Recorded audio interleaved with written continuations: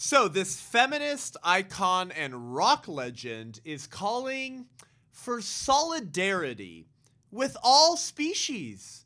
This is her powerful public service announcement as she stands up for animals everywhere. We are daughters, sisters, and mothers. We all feel pain and fear and love. And if any of us were forcibly bred, or had our breast milk or eggs taken and sold, or our children stolen from us to be experimented on, we'd all feel violated and angry and heartbroken. Ask yourself, would I wish this fate on my mother or my sister or me? We are all sisters under the skin. End speciesism!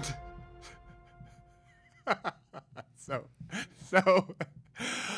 what the hell was that? Welcome to the Seth Gruber Show.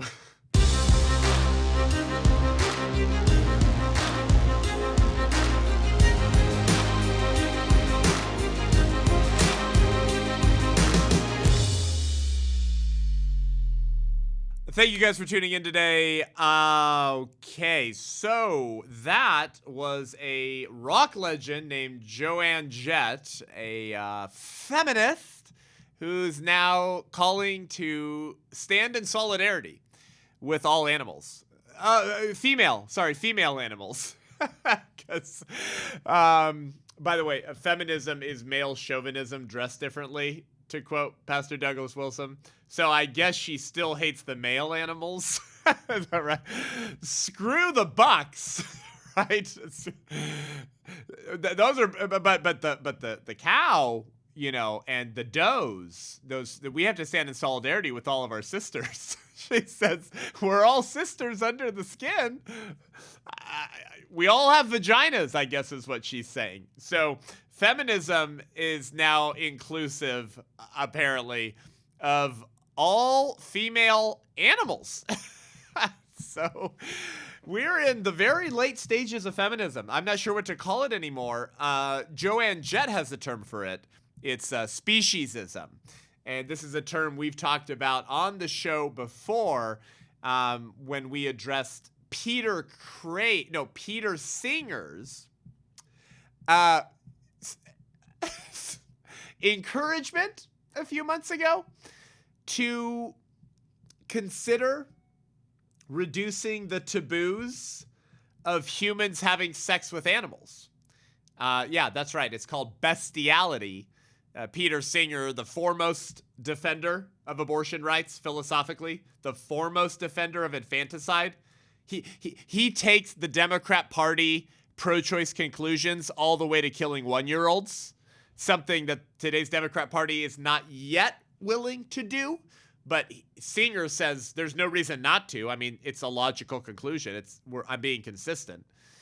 Well, because Peter Singer believes that personhood and human rights are based off of sentience and consciousness, and he recognizes some animals might be more sentient or conscious than some newborn infants, then he says, why not bang an ape? You know, why not have sex with animals? That could be a meaningful relationship too.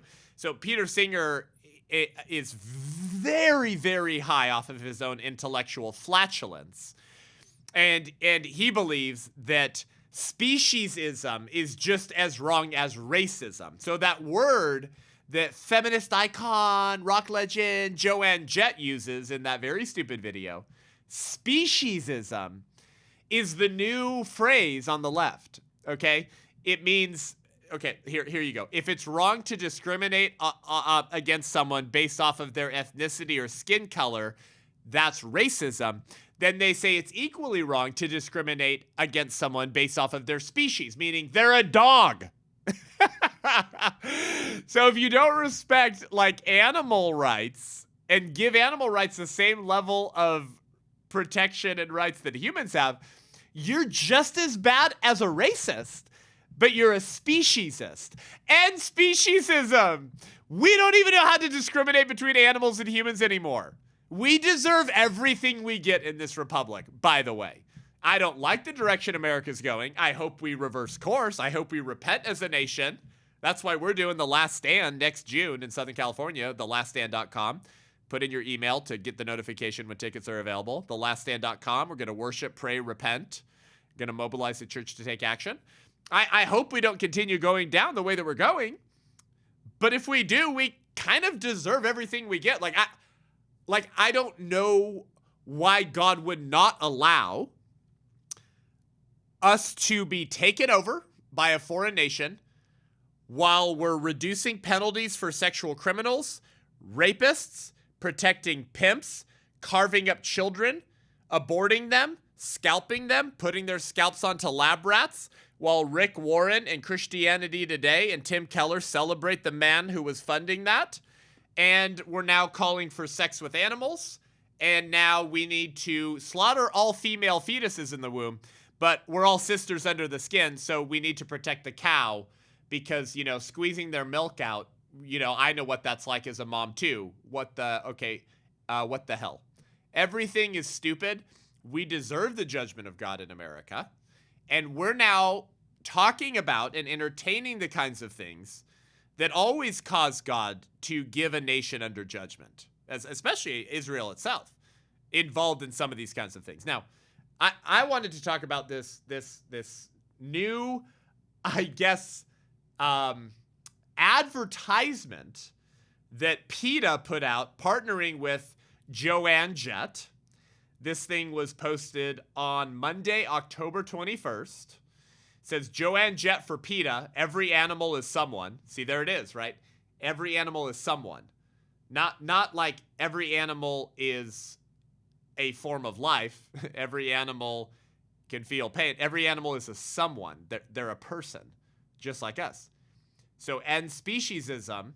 And that, if you're listening to this, you should go over to Rumble or YouTube and watch the intro to the show, because while Joan Jett's voice is speaking over the video, the ad shows adult female faces getting transformed or morphed into animal faces, and then back to a female adult, and then an animal face, and then back to a female adult. It says we're all sisters under the skin. We've all got vaginas. They might look different because a bunch of those people are animals. Not people. A bunch of those species are animals. But we're all really the same. What happens to a civilization that can no longer discriminate between animals and humans? That no longer has criteria for human species and animal species, between people, persons, and where you get your milk and eggs. I think a society that can no longer discriminate between those two things is a society that doesn't have very many years left. Okay? And by the way, the average lifespan of a civilization is 250 years. I've been saying this on the show more recently. Did you know that? We're less than 2 years away from the average lifespan of a civilization. 250 years. That's going to be July 4th, 2026, for goodness sake. And I'm not aware, historically, of a civilization who, after adopting Christianity, abandoned it for radical materialism, secularism, and sexual liberation, and then returned back to the fruits of Christendom. Meaning, when a society abandons Christianity, abandons living their life in humble obedience to Jesus, and a culture and laws that respect the things God loves, I'm not aware of a civilization that has abandoned that and then returned back to that. Civilizations don't get those liberties and freedoms back when they abandon God's ways of doing things, which centers around what? At least politically speaking, the respect for the sanctity of life. A human being that bears the image of God. The animal doesn't bear the image of God. So if a country were to return back to Christianity, to Christ, after abandoning it, it would probably be America because of how unique our civilization, our country, our founding ideals are. But no other country has done it. And when you can no longer discriminate between the differences between an animal and a human, and Peter Singer's writing articles that American leftists are reading and sharing and talking about in philosophy courses at the University of at UC Berkeley about whether sex with animals is something that we should decrease taboos around. Like, I don't know if we will return to the ideas and faith that made America so great. But I want to deal with what's wrong with this. But before I do, I want to thank our sponsor of the Seth Gruber Show, Every Life Diaper Company. Every Life is America's pro-life diaper company because all of the 8 major baby brands and diaper companies actually financially and or rhetorically support the abortion industry. So the diaper companies that make their money when Americans have more babies are also the companies that support the killing of babies. Wait a second. That doesn't make sense. Don't you want people to have more babies because you'll sell more diapers? You would think, but that's what the woke mind virus does to you. It makes you really stupid and makes you prioritize human sacrifice over free market capitalism and making money. So you need to fight back against the culture of death by fighting with your wallet, by not giving your money to woke baby-killing companies who hate you and your values and the unborn babies in America. Get your diapers and wipes from everylife.com. Everylife.com. Use promo code Seth10, that would be Seth10.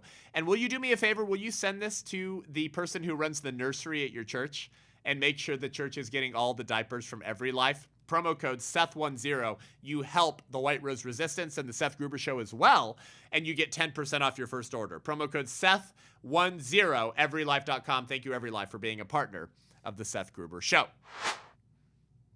Now, before we jump into more of what is twisted and perverted about this ad from PETA and Joan Jett's call that we end speciesism, I want to remind you that this is not a new or novel idea in American politics.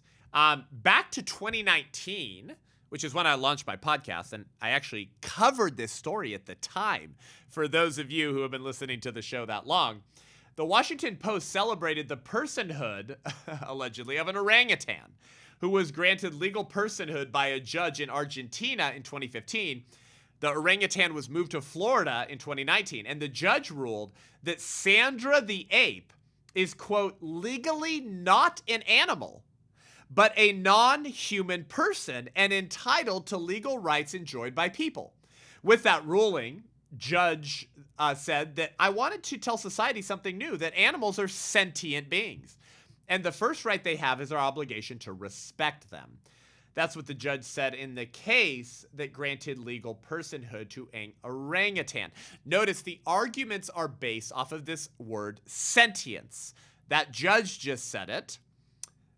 PETA says it. And Peter Singer says it when he talks about sex with animals. He calls it sentient. These are sentient beings.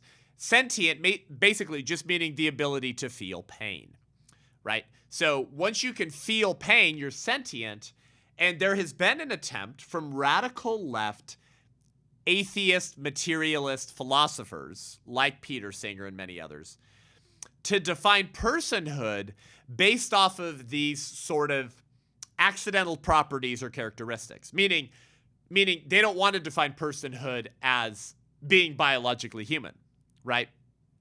Nancy Pearcey, a friend of the show and a guest in the 1916 Project film, she says a rapid expansion of state power began with abortion. She says in the past, the law recognized personhood as a pre-existing reality, something that followed metaphysically on being biologically human.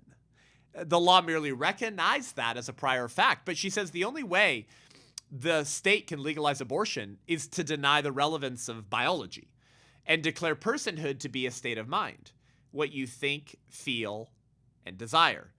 She says the state has taken on itself the authority to decide which humans qualify for the status of personhood, defined in terms of mental abilities, the capacity to think, feel, and desire.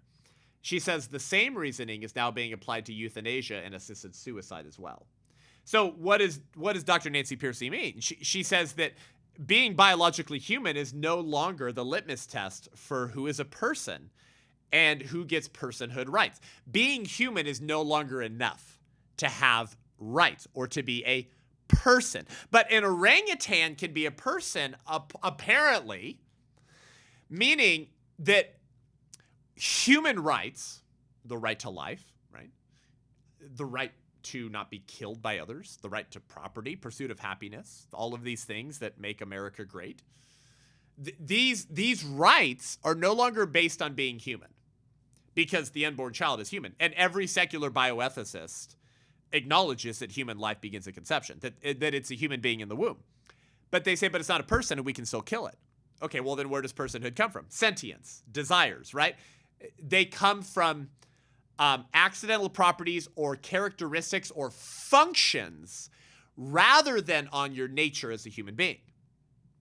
And so until you can function in a certain way or feel in a certain way or perform in a certain way, then you're not a person.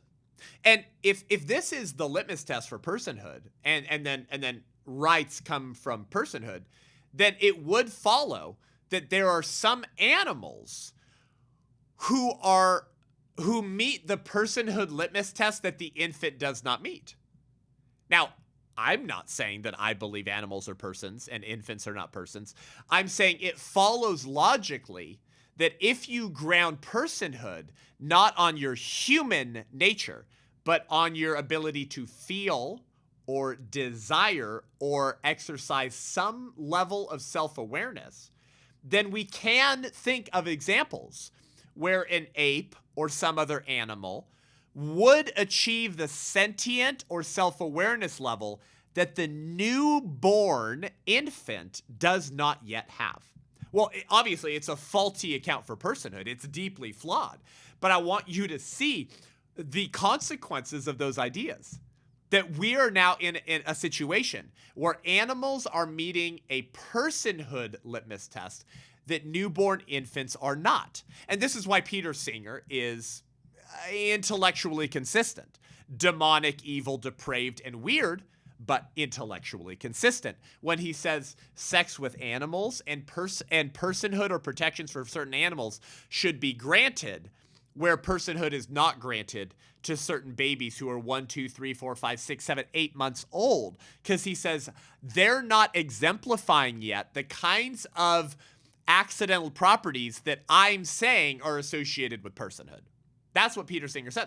So we are heading in a direction where the LGBTQ LMNOP rainbow alphabet mafia is going to not only add P as the next letter for pedophiles, but we are not so very far off from the addition of, I don't know what you call it, I guess B, not for bisexual, but for bestiality.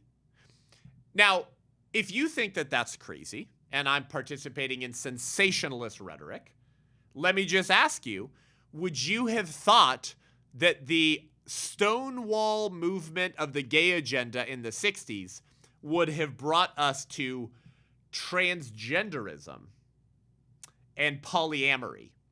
You probably wouldn't have thought that. You probably would have called me a sensationalist rhetorician participating in inappropriate political prophecies. And yet, here we are.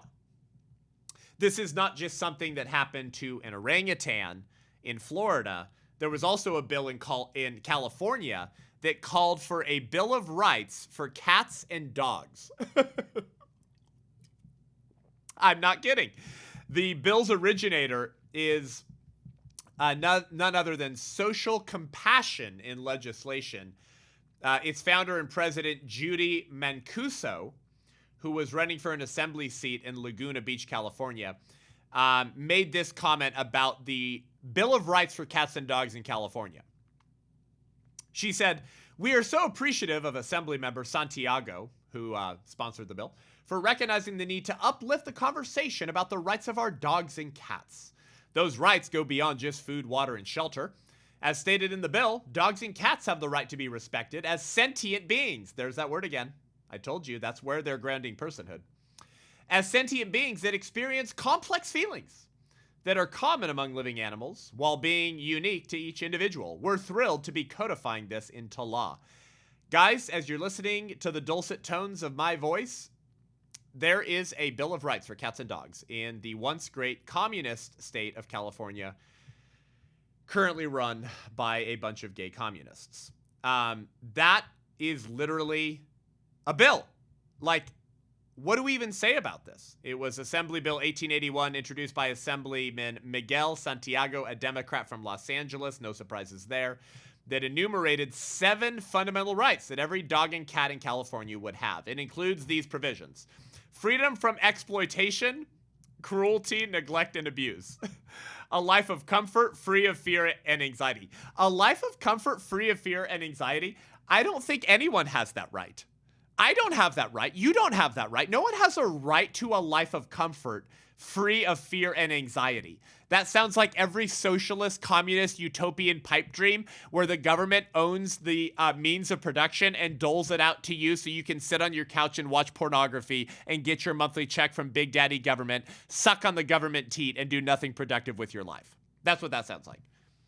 Nobody has that right. It says they have a right to daily mental stimulation and appropriate exercise, nutritious food, sanitary water, and shelter in an appropriate and safe environment, preventive and therapeutic health care. That's right.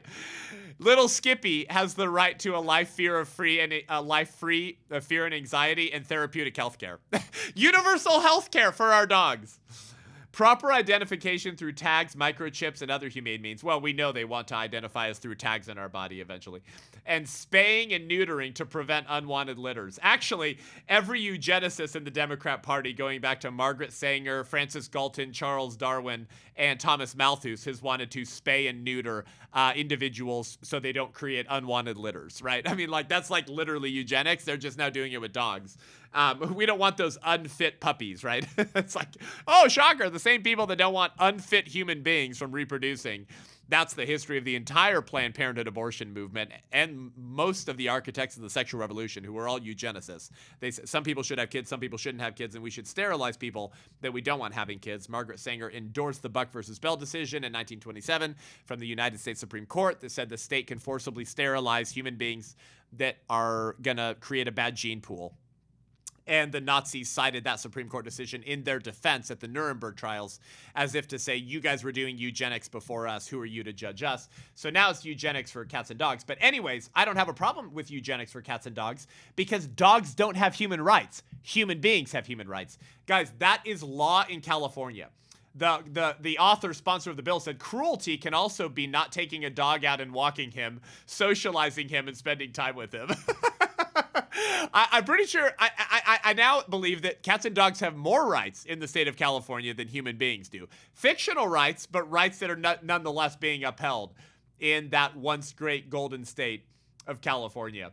The SAC-B in February of 2022 said, in the state assembly, I look forward to continuing to work alongside the party and its members to fight for thoughtful yet decisive action to combat climate change, improve public health and safety, address homelessness, protect women's rights, save our ocean and wildlife, and stand against racism and hate here in Orange County and across California. So that was from the co-author of the bill. Sounds like your run-of-the-mill, radical, kooky leftist. Dogs and cats now have rights where human beings don't have the right to life at all.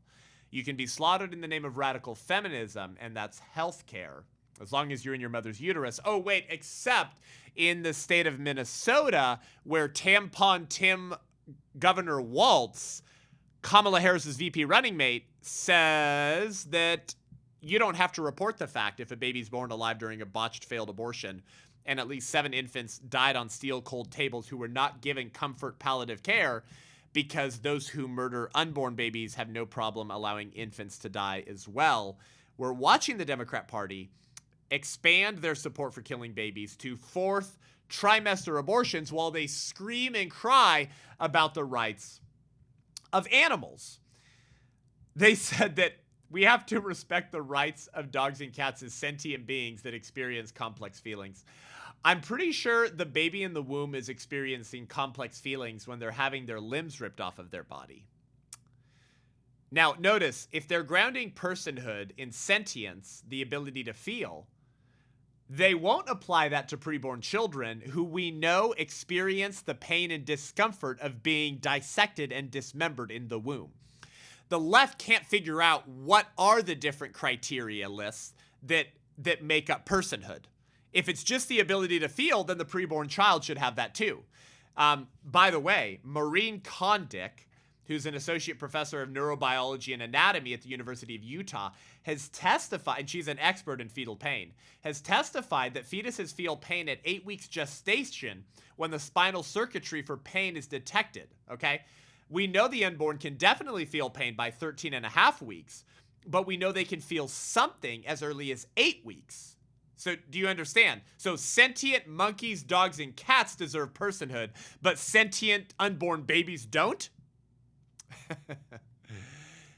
What is behind all of this? I think G.K. Chesterton put it best when he said, wherever there is animal worship, there will be human sacrifice. Wherever there is animal worship, there will be human sacrifice. Historically, that has always been the case. But let's step back briefly and examine what does it mean to be a person? Because apparently the orangutan is a person, but preborn babies are not. One view of personhood would say it's the immediate capacity for reason, moral agency, consciousness, and self-consciousness. The consequences of that is that infants would be disqualified from the community of persons because infants, newborns, like newborn babies, guess what? Not capable of reason, moral agency, or self-awareness.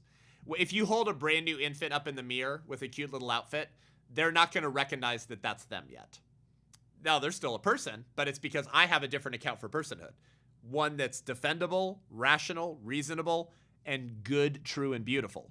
These accounts for personhood are demonic and evil.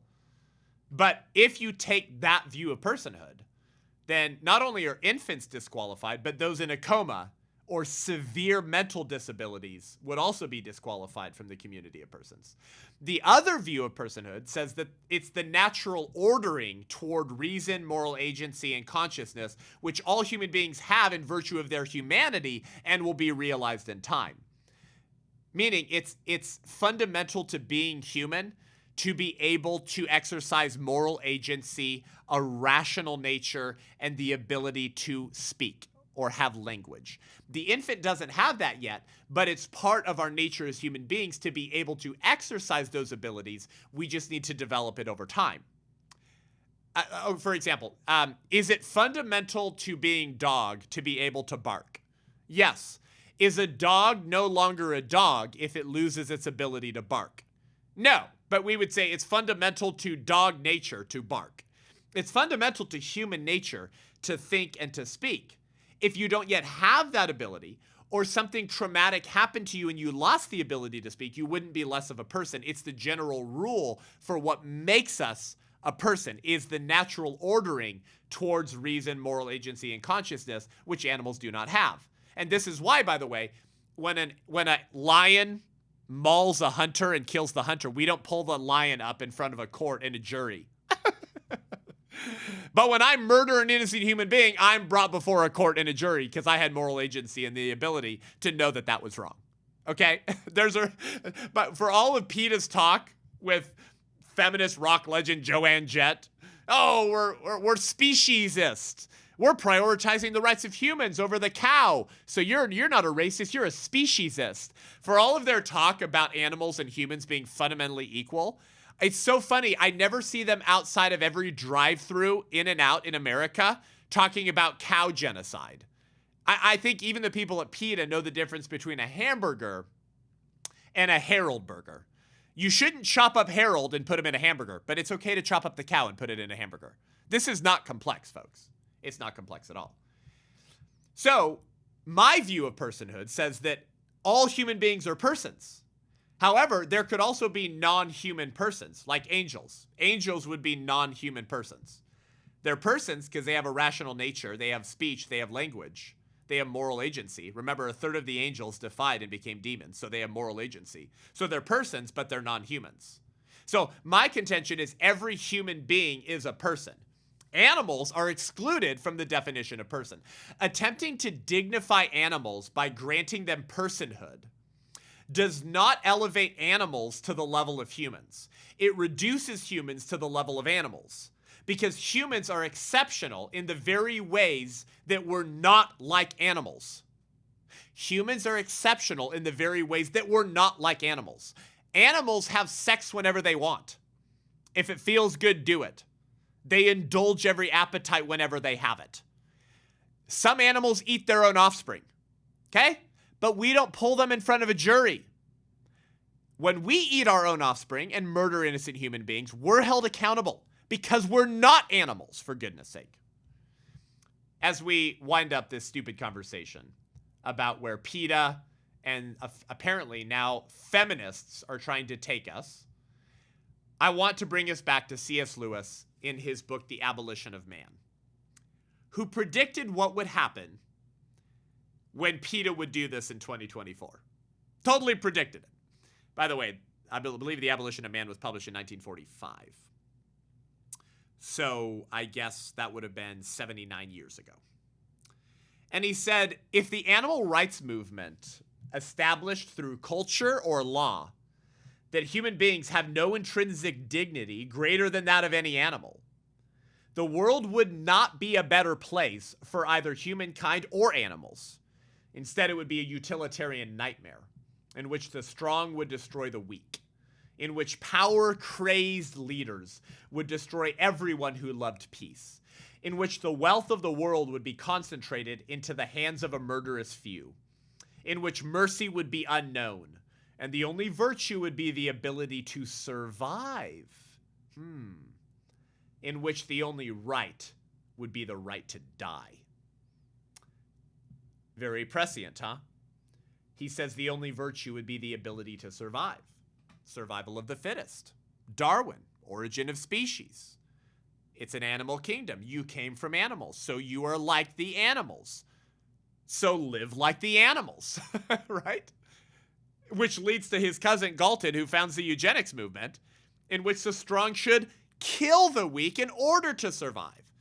Ultimate case of might makes right, of survival of the fittest. Is that not how we're living in America today? And so Hugh Hefner later picks a bunny to represent Playboy. And what do bunnies do? They hump. So if you're an animal, live like an animal. Kill other people and hump like a bunny. Playboy magazine, Darwinism. Everything we're living through, C.S. Lewis so masterfully predicted in his book, The Abolition of Man. When you bring humans to the level of animals, don't be surprised if human beings begin to be treated like animals. If we worship animals and their rights while simultaneously worshiping the right to kill babies, we will one day wake up and find that there are no more human rights. And Darwin's vision will reach its natural animal farm hysterical conclusion. This Darwinistic vision is not progressive. It is indeed regressive. Be careful, by the way, becoming a progressive Democrat. One day you may just wake up and find yourself worshiping animals and killing infants. And in Peter Singer's world, having sex with animals. Calling your female cow where you get your milk a sister under the skin. And speciesism. You're not progressive. You're regressive. And you look no different than kooky pagan Aztecs who love their animals more than their own species. I'll say it again. When you bring humans to the level of animals, don't be surprised if human beings begin to be treated like animals. Isn't that what abortion does? it treats preborn babies like animals who can be butchered. While the radical left now prioritizes the rights of cats, dogs, monkeys, and cows more than human beings. Where do you think that ends? Where do you think that ultimately takes us?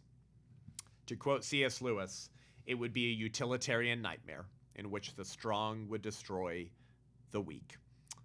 Thank you for joining the Seth Gruber Show today. Head on over to iTunes, Spotify, YouTube. Give us a rating and review. Go to Rumble, subscribe in case I'm ever digitally assassinated by YouTube, which we've gotten close to. Go to the1916project.com and get your copy of the book, The 1916 Project. Get your pastor to screen the life-changing documentary at your church, but you can watch it right now on X, okay, formerly Twitter, x.com/1916projectfilm, 1916 Project Film. Stream it, reshare it, tag Tucker Carlson, tag Elon Musk. Get the word out there. This could influence the election, but more importantly, it can wake up the church in America to take back the culture for life before it's too late. And join us in Washington, D.C. for Life or Death Con on January 23rd, the day before the March for Life. Get your tickets at lifeordeathcon.com and join me, Ali Bestucky, Eric Metaxas, Dr. George Grant, Dr. Nancy Piercy, Joshua Broom, AJ Hurley, and many, many more as we create bold new evangelical thought leadership in the post-Roe versus Wade pro-life movement to get the church engaged in tearing down all the high places of our death cults in America. Give us a notification, hit the notification bell, give us a rating and review, let us know what you think of the show, share this episode with the liberal family members in your life that donate to PETA. Until next week, I'm Seth Gruber, and this is The Seth Gruber Show.